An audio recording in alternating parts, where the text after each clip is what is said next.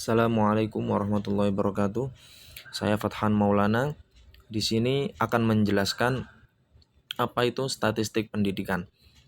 Statistik adalah sekumpulan fakta yang berbentuk angka yang mana disusun dalam tabel atau daftar yang menggambarkan suatu persoalan. Statistik juga diartikan sebagai kumpulan bahan keterangan yang berupa angka atau bilangan, dan dapat pula diartikan sebagai deretan atau kumpulan angka yang menunjukkan keterangan mengenai cabang kegiatan hidup tertentu. Di sini statistika yang mana sekumpulan angka itu adalah disusun, diatur, dan disajikan. Nah, lalu untuk statistik pengetahuan ada beberapa klasifikasi, yaitu metode, teknik, lalu cara mengumpulkan data, mengolah data, menganalisis data, dan interpretasi data. Statistika itu dibagi menjadi dua. Yang pertama adalah statistika deskriptif, yang mana statistika deskriptif ini memberikan keterangan pada suatu data. Contohnya yaitu mean, modus, median. Dan di sini statistika deskriptif hanya menggambarkan dan menganalisis kelompok data yang diberikan tanpa penarikan kesimpulan mengenai kelompok data yang lebih besar. Sedangkan statistika inferensial yaitu mempersiapkan cara penarikan hipotesis, yaitu uji pengaruh, korelasi, maupun komparasi. Lalu yang kedua adalah pengertian data. Di sini apa itu data? Data adalah sesuatu yang dianggap memberikan keterangan. Contohnya yaitu data prestasi siswa atau minat siswa dan lain-lain. Nah, apa itu syarat data? Syarat data di sini adalah objektif, mewakili, kekinian, serta relevansi. Lalu jenis-jenis data. Nah, jenis-jenis data di sini ada dua. Untuk yang pertama yaitu jenis data kualitatif, yang mana data yang tidak berbentuk angka. Contoh yaitu analisis dokumen dan wawancara. Lalu untuk yang kedua yaitu kuantitatif. Di sini data kuantitatif itu adalah data yang berbentuk angka dan dapat diolah dengan teknik matematika ataupun statistika. Yang pertama, kuantitatif itu dibagi menjadi dua, yaitu diskrit dan kontinu. Untuk yang diskrit, nominal, yaitu data yang diperoleh dari hasil menghitung. Untuk yang kedua yaitu adalah kontinu. Kontinu ini juga dibagi jadi beberapa bagian. Yang pertama adalah data yang diperoleh dari suatu organisasi atau perseorangan. Nah, di sini ada tiga, yaitu ada ordinal, interval, maupun rasio. Untuk ordinal yaitu adalah punya peringkat dan tidak punya jarak. Sedangkan interval yaitu jarak sama dan tidak punya nol absolut. Contoh 0 sampai 10. Nah, di sini dia tidak memiliki nol absolut. Sedangkan yang rasio, nah rasio ini jarak sama dan nol absolut. Misal saya memiliki saldo di bank sebanyak 10 juta. Nah, itu namanya nol absolut. Jarak sama dan nol absolut. Lalu pengertian variabel. Nah, di sini apa itu pengertian variabel? Pengertian variabel yaitu adalah pengelompokan yang logis dari dua atribut ataupun lebih. Nah, variabel ini juga dibagi menjadi dua. Yang pertama adalah variabel independen, yang mana variabel independen ini adalah variabel yang mempengaruhi. Sedangkan yang kedua yaitu adalah variabel dependen, yang mana variabel ini adalah variabel yang terikat atau bisa disebut variabel yang tidak mempengaruhi. Lalu untuk populasi, yaitu apa itu populasi? Populasi adalah keseluruhan objek yang akan diteliti. Nah, populasi ini kan ada dua. Yang pertama adalah finite dan yang kedua adalah infinite. Nah, finite itu apa? Finite itu terbatas, yaitu tidak diketahui pasti jumlahnya populasi tersebut. Ya kan? Yaitu dalam suatu wilayah di mana populasi tersebut tidak diketahui berapa jumlah pastinya. Sedangkan untuk infinite dia itu tidak terbatas, yang mana tidak diketahui pasti jumlahnya. Oh ya, sedangkan finite itu diketahui pasti jumlahnya, misal satu desa itu 30 orang, nah itu sudah diketahui. Sedangkan infinite, nah, itu tidak diketahui berapa jumlah dalam suatu wilayah tersebut atau sesuatu yang diteliti. Lalu selanjutnya itu adalah sampel. Apa itu sampel? Sampel adalah suatu bagian dari populasi yang mencerminkan dan menentukan sisi bermanfaat dalam membuat kesimpulan penelitian. Nah, di sini teknik sampling itu ada dua. Yang pertama adalah teknik sampling, yaitu probability sampling, yang mana artinya adalah penentuan sampel acak secara acak tanpa melihat strata, yaitu tanpa melihat status apapun, dengan syarat populasi tersebut homogen dan dengan cara undian.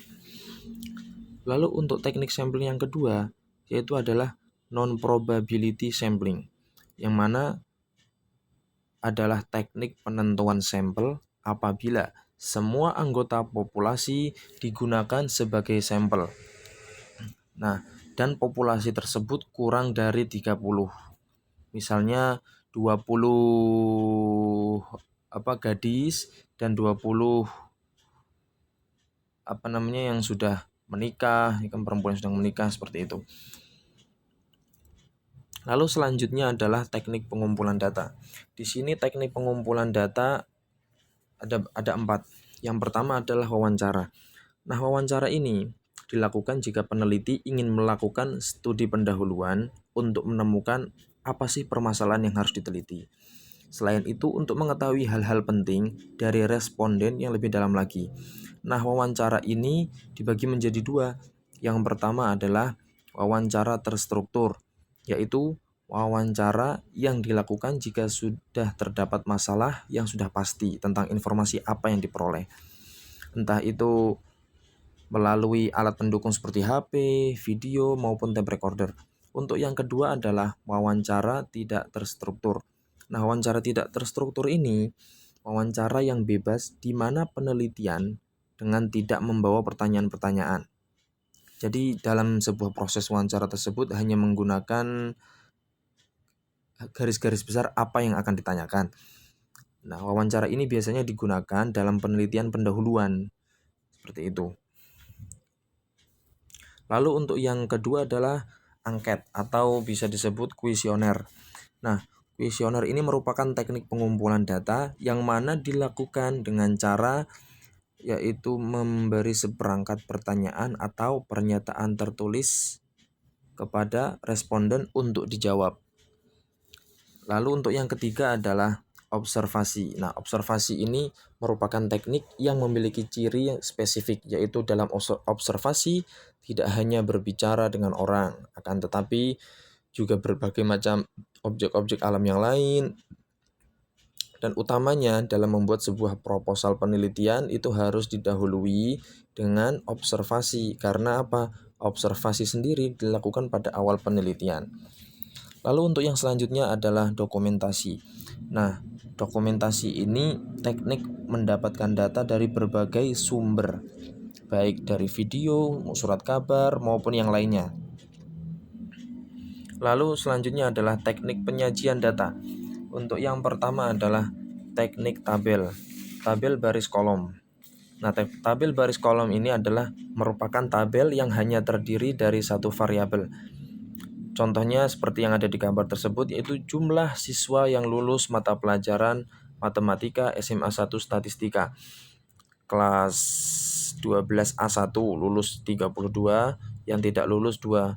Sehingga ketika data tersebut, maka jumlah yang tidak lulus dari kelas tersebut ada 19 anak.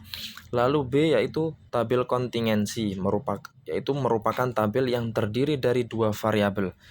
Ya, berikut adalah contoh tabel kontingensi. Lalu untuk yang kedua adalah grafik. Nah, ini adalah grafik garis.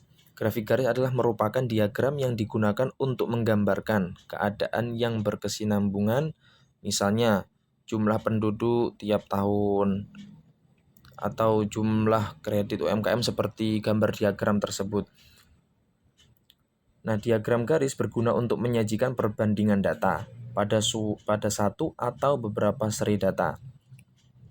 Lalu B, grafik batang. Di sini ada namanya grafik batang tunggal maupun grafik batang ganda.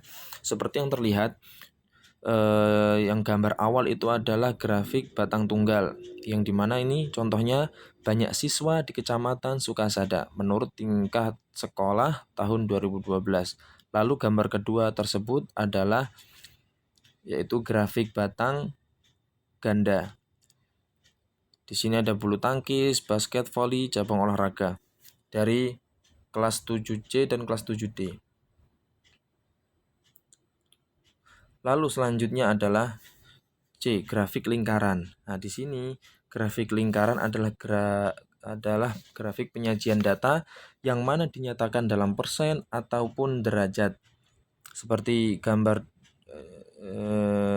di bawah tersebut, jumlah pekerjaan pegawai negeri sipil banyaknya 12, sehingga nanti ketika dibuat grafik lingkaran atau grafik yaitu pie chart, itu untuk PNS 24% maupun TNI 16%.